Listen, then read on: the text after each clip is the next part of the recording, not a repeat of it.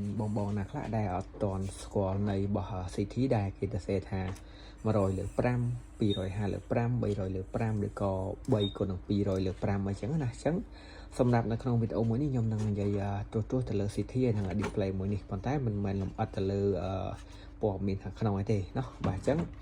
សម្រាប់គេដាក់ថាដោយទូនេះគេដាក់0ទៅដល់100អាំពែអានេះណាចឹង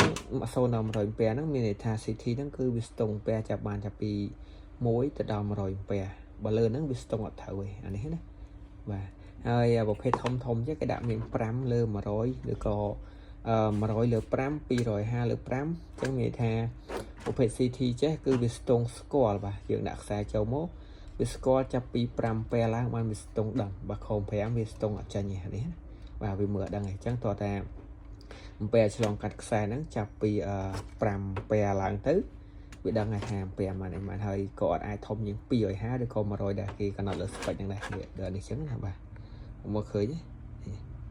100លើ5អញ្ចឹងវាស្ទង់បានត្រឹមតែ100អាំពែមកខ្ទង់ពី5ទៅ100បើសិនជាខុសពីហ្នឹងគឺវាបញ្ជូនទិន្នន័យមកក្បាលនេះខុសហើយបាទបើសិនជាខុសពីហ្នឹងគឺស្ទង់មកនេះខុសហើយអានេះក៏មានស្ពេចរបស់វាដែរវាមានភ្លើងប្រមាណចូលអីជើងណាអញ្ចឹងណាហើយពែ CT របស់វាចាប់បានពីណាទៅដល់នេះអីវាដាក់ចាប់ពីនេះឃើញទេបាទអានេះចាប់ពី CT 10លើ5ទៅ10លើ5រហូតដល់9 99បាទអានេះ95ក្រោយទេ99 95លើ5អញ្ចឹងបើសិនជា CT នៅចន្លោះហ្នឹងគឺវាអានព័ត៌មានទិន្នន័យគ្នារបស់វាហ្នឹងយល់បាទគឺស្ទង់ត្រូវប៉ុន្តែបើសិនជាបងយកអា CT ប្រភេទនេះប្រភេទ CT នេះយកមកដាក់មួយវាក៏ត្រូវដែរព្រោះ CT នេះវាចាប់ពី0ទៅដល់100ប៉ុន្តែអានេះ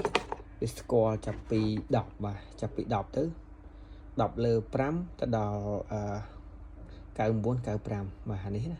អញ្ចឹងបើសិនជាយើងយក CT ខុសពីហ្នឹងយកមកដាក់ជាមួយឈុតរបស់វាក៏អត់ត្រូវដែរហើយតកតងមួយចំណុចទៀតគឺខាងនេះគេដាក់ថា P1 ហើយនិង P2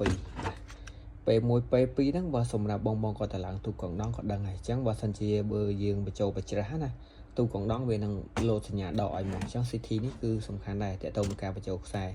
ខាង P1 គឺខ្សែចូលបាទខ្សែចូលខាងនេះទៅហើយ P2 គឺខ្សែដែលត្រូវចេញព្រឺវិញអញ្ចឹងបើសិនយើងបញ្ចូលបច្ច្រាស់ក៏វាស្ទង់អត់ត្រូវដែរក៏លុបទិន្នន័យបច្ច្រាស់នេះវាហ្នឹងណាអញ្ចឹងតកតងមួយខ្សែបញ្ចូលហ្នឹងយើងទី1ត្រូវមើលទៅលើ CT ហ្នឹងថាវាស្គាល់ពីណាទៅហើយ display របស់យើងស្គាល់ពីណាទៅហើយចំណុចទី2គឺត្រូវមើលពីចូលនិងចេញរបស់ CT ហ្នឹងដែរដើម្បីឲ្យភ្ជាប់ទៅត្រូវពេលត្រូវ subscribe អីចឹងណាបាទអញ្ចឹងអរគុណច្រើនបងប្អូនអ្នកគ្នា